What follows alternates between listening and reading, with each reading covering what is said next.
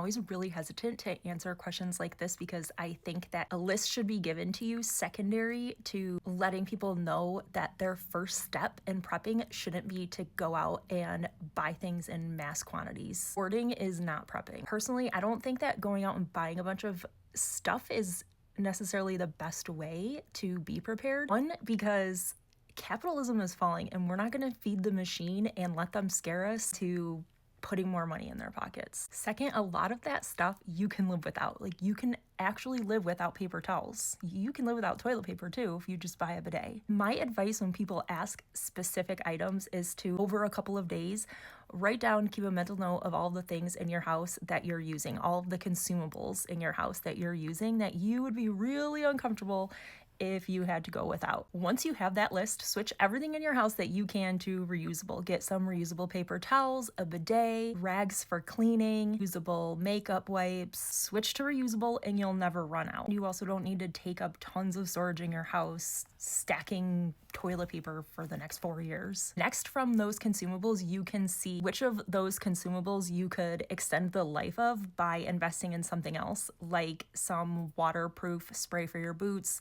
or it can be replaced with a skill like learning how to sew patches in your clothing.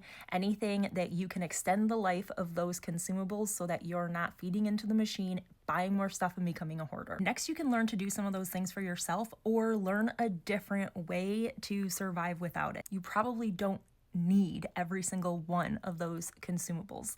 If it were the apocalypse, could you survive without the dry shampoo? Do you really need mascara? Or in a pinch, would you get creative and find a way to make yours stretch? Next, think about the things that you don't really need to stock up on because there's already a surplus and you'll be able to get your hands on those items even if the country's falling apart. For example, clothing. There is so much clothing in the landfills, in thrift stores, in people's closets. You don't need to have bins of clothes in every size that your kids will be over the next 10 years because if push comes to shove, you will be able to clothe your children, probably for free. People will pass it down, you'll pass yours along, you'll be patching it. You really don't need to prep by hoarding clothing. Toys is another big one. Christmas comes around next year and you were laid off. Would you be able to visit your local free site and get a few gifts for your kids? Some things you just do not need to hoard or prepare for by having physical items, but rather by having a plan. Once you've gone through all of this, the last few things on your list of consumables that you're like, I can't figure out how to do this on my own, like soap. I mean, you could, but maybe you don't want to play with why. If it's a skill that you're not willing or able to learn, you really have decided that it's something that you need to stock up on. This should be a very short list by this point. There are not a lot of things in my house that I have a high stock of.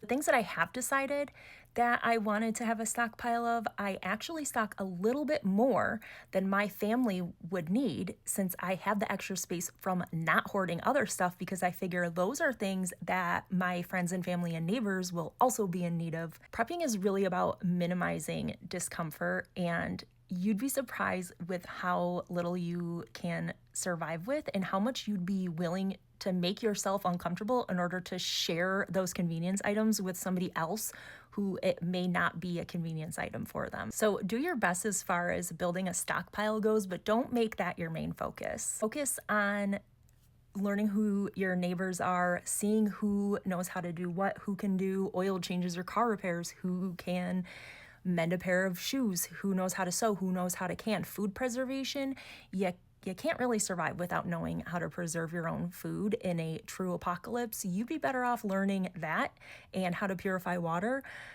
rather than have a mountain of bottled water in your house. When you do decide which items you are going to stockpile, make sure that you're rotating them so that you're not throwing them all away every 5 years and starting over again.